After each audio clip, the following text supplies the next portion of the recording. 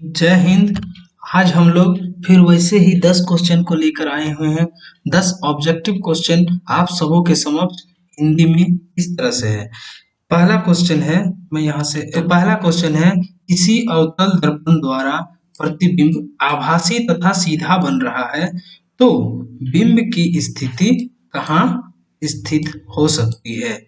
देखिए, अगर किसी कनकेव मिरर द्वारा उसकी जो प्रतिबिंब है वो अगर सीधा और आभासी बन रही है तो उसकी बिंब स्थिति कहाँ हो सकती है। दोस्तों, मैंने पिछले क्लास में चर्चा किया था कि दर्पण अवतल दर्पण द्वारा बस एक ही कंडीशन ऐसी होती है जब उसकी प्रतिबिंब आभासी और सीधा बन रही होती है, और वो कंडीशन होती है हमारे ऑप्शन नंबर 1 पर दिए गए आंसर के द्वारा।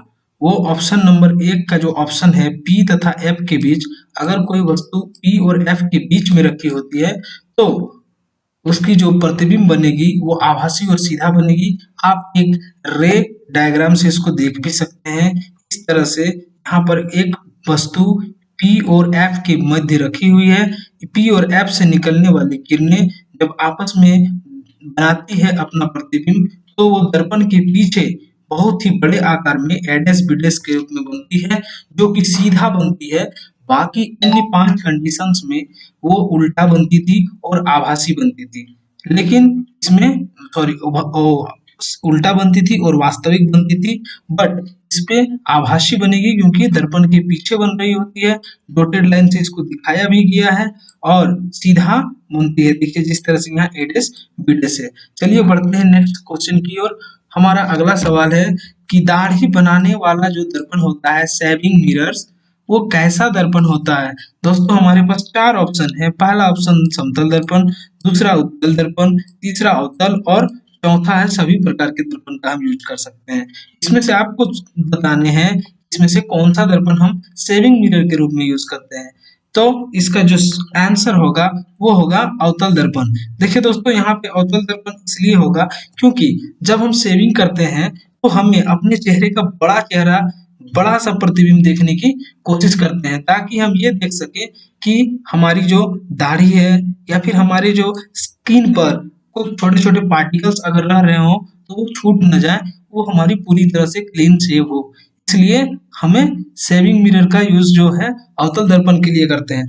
ये अलग बात है कि हम जो बाजार से खरीद लेते हैं वो अवतल ना होके समतल दर्पण ही हमें दे देते हैं।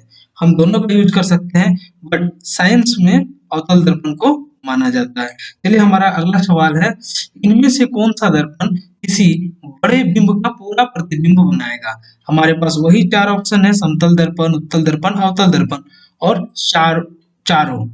तो जो कोई भी एक बड़ा प्रतिबिंब होगा, एक बड़ा बिंब होगा, मान के चलिए इतना बड़ा बिंब है और हमारे पास दर्पण इतना बड़ा है, तो इस दर्पण के द्वारा इस बिंब का पूर्ण प्रतिबिंब बने, पूरा प्रतिबिंब बने, ये पूरी तरह को कवर करे, तो ऐसा सिर्फ और सिर्फ एक ही दर्पण जिसका नाम है उत्तल दर्पण कर सकता है।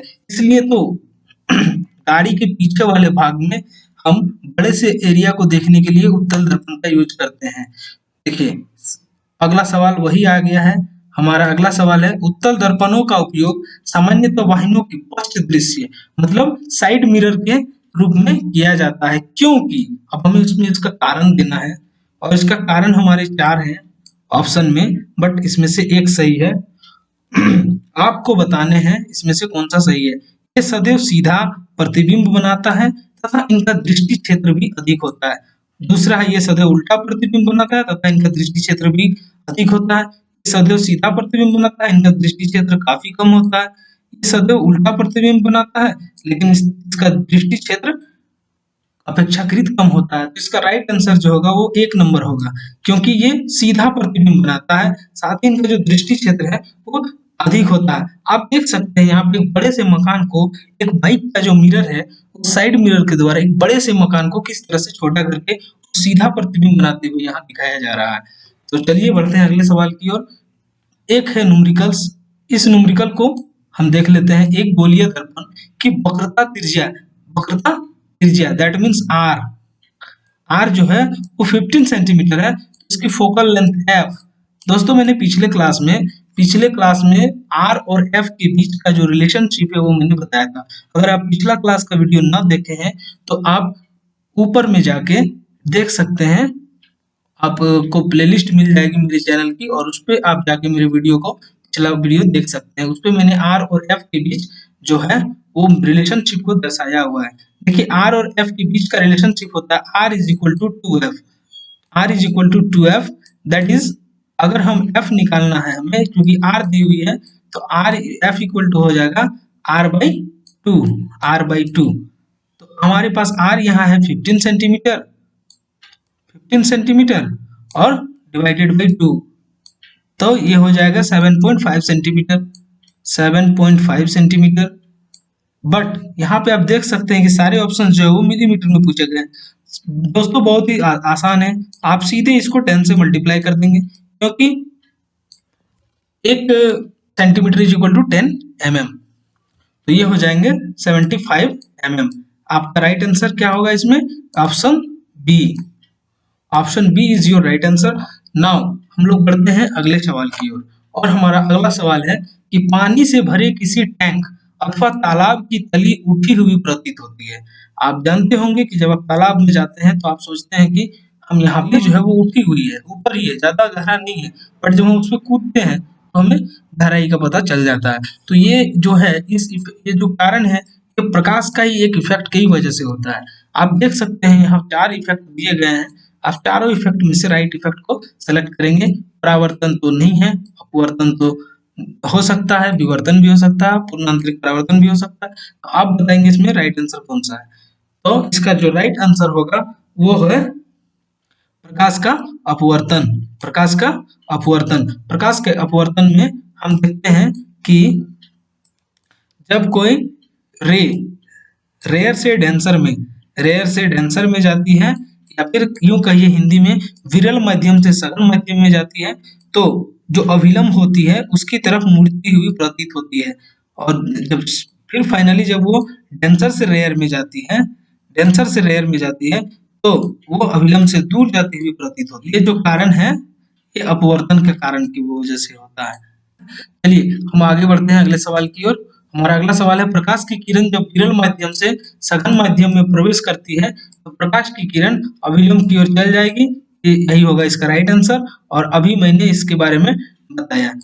अभी इसके बारे में ज्यादा नहीं बताने वाला हूँ। मेरा अगला सवाल है, अवतल लेंस जो है वो कैसा प्रतिबिंब बनाता है? देखिए अवतल लेंस आभासी, सीधा तथा बड़ा प्रतिबिंब बनाएगा, आभासी, सीधा तथा छोटा प्रतिबिंब बनाएगा, वास्तविक, सीधा तथा बड़ा प्रतिबिंब बनाएगा, वास्तविक, सीधा तथा छोटा प्रतिबिंब बनाएगा। आपके पास है 4 ऑप्शन, आप देंगे इस सवाल का जवाब। देखिए अवतल लेंस जितने भी अवतल लेंस है वो सभी और सभी आभासी बनाएंगे, और जो ऑप्शन 2 में दिया हुआ है आभासी बनाएंगे, वो सीधा बनाएंगे और छोटा प्रतिबिंब बनाएंगे। ठीक है, अवतल लेंस जैसा भी होगा, सारे अवतल लेंस के साथ कंडीशन कहीं भी आप प्रतिबिंब को रखिए, उसकी जो प्रतिबिंब होगी वो आभासी, सीधी तथा छोटी बनती हुई मिलेगी। चलिए हम बढ़ते हैं अगले सवाल की ओर। हमारा अगला सवाल है, उत्तल लेंस द्वारा आभासी तथा सीधा प्रतिबिंब कब बनता है? उत्तल लेंस द्वारा, देख लीजिए कंडीशन देख सकते हैं आप। उत्तल लेंस द्वारा, मैं यहाँ पे आपको क्लियर करा देना चाहता हूँ कि उत्तल लेंस में 6 कंडीशंस में 10th क्लास में बताया गया है। 6 कंडीशंस में से एक ही कंडीशन ऐसा है जब आभासी और सीधा प्रतिबिंब बनता है, बस एक ही कंडीशन। बाकी हर जगह ऐसा बनेगा कि वास्तविक तथा उल्टा बनेगा। ठीक है, जब जो बिंब जो होगा वो फोकस तथा प्रकाशिक केंद्र O के बीच में स्थित रहेगा। आप देख सकते हैं इस रे ऑप्टिक्स में ऐसे इसको बनाया गया है, F और O के बीच में हो तभी जाके उसका जो प्रतिबिंब बनेगा वो काफी बड़ा भी बनता है और आभासी बनता है। देखिए डॉटेड लाइन से बनाया गया है, मतलब आभास बनेगा होगा, और क्या बोलते हैं, सीधा बनता है। देखिए ए डैश बी डैश, और बिंब भी हम रखे थे ए बी, तो ए डैश बी डैश और ए बी की प्रतिबिंब ए डैश बी डैश में।